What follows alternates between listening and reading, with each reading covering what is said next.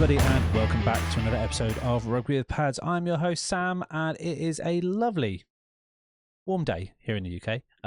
We're at the start of May here. You'll probably listen to this a couple of weeks later, but thank you very much for joining us back on the off-season musings and fancy brain dump series.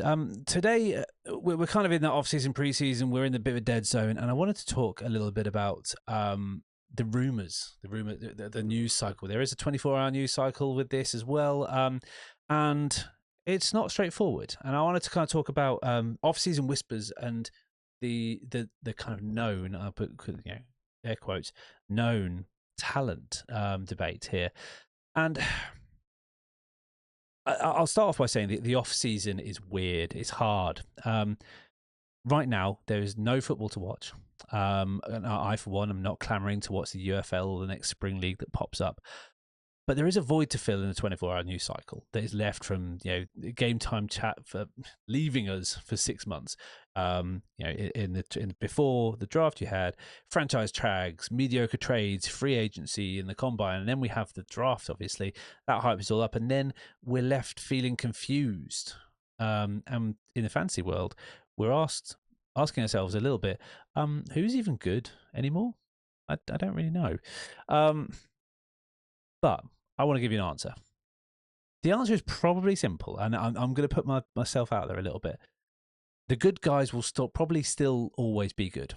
The hype most likely won't be lived up to, and we regress to the norm, but the good guys will stay good. In a vacuum, though, when we're thinking about the good guys need to be good and they'll just be normal, what have you, it needs to be filled with narratives and news about what-if scenarios. What if this guy is the next generational talent? What if this guy... And the amount of times I hear, the kind of the mind-numbing things of best shape of your life and stuff like that, it's awful. So I would suggest that when you hear that kind of hype news, you need to say, no, stop yourself.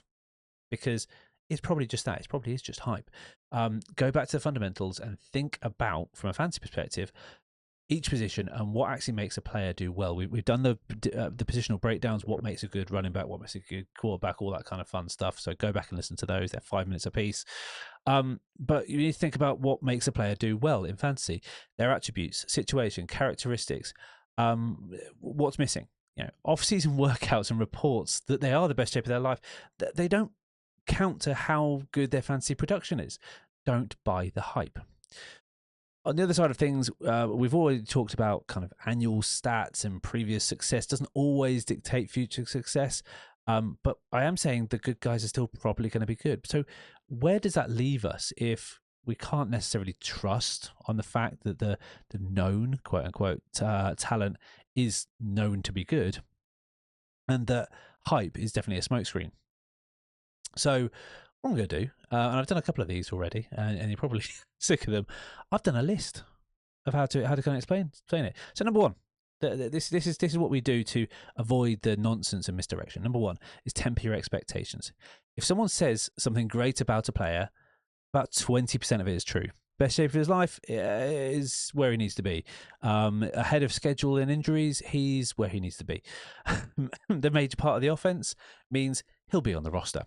Number two, bad news from coaches is almost definitely bad news. So contrary to that is 100% true. Unless it's Tomlin trying to motivate a player to do more, obviously. It's Mike Tomlin, not Steve Tomlin. I called him Steve Tomlin the other day. That was very stupid. Believe that it is the beginning of the end for this player if the coach says something bad. I think there's very little coming back from that. And with the tradability of players these days, they're gone. Number three, everyone has a first-round grade after the combine, because of course it's the Underwear Olympics. We've just gone through the combine, we've gone through the draft process, but the what you saw of the guy working in their pants, it's being fun and all, but players spend 3 to 4 months working for these 3 to 4 drills. So of course they're going to be world beaters when they get there and they get to Indianapolis. I think the draft shakes that out a little bit, and we see what NFL teams think of them, but NFL teams can be swayed about that as well, so don't be swayed just yet. Number four, check your sources. Is the information coming from a fair and balanced beat writer, for example? Or is it someone who is obsessed with the team, or is it an aggregator? Has it been, quote, retweeted? ESPN pumps stuff out because there is a 24-hour news cycle. They've got to fill the void. So is this news you want to take seriously? And I say treat it with the same level of skepticism you would treat real life news.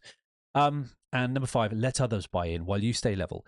If a league mate believes that Cam Ward or Shedeur Sanders is the second coming of Mahomes after he throws a few balls at the combine, let him. Obviously, we're past that now, but draft season. Anyway, let him take a gamble and spend that capital. As a bonus, you can lean in too, confirm their bias, and watch for them to make the mistake even harder and watch them fall. That's the art of Sun Tzu, isn't it? Even if they hit, you're left with more options as, in the wise words of Lemmy from Motorhead, gambling is for fools.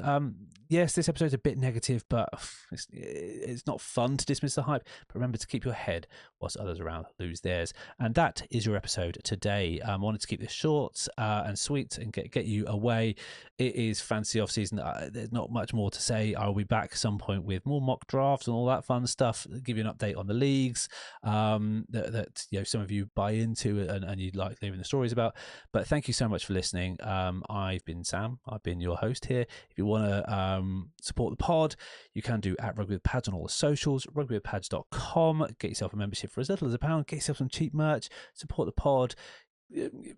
Get the newsletters, which will come out. These are all going in newsletter and periodical form, so you can refer back to them at your own time and create your own kind of methods for life and not life, fancy life. Anyway, I'm mumbling. Thank you so much for listening. I really appreciate you, and I will see you all very soon on Virtual Gridiron.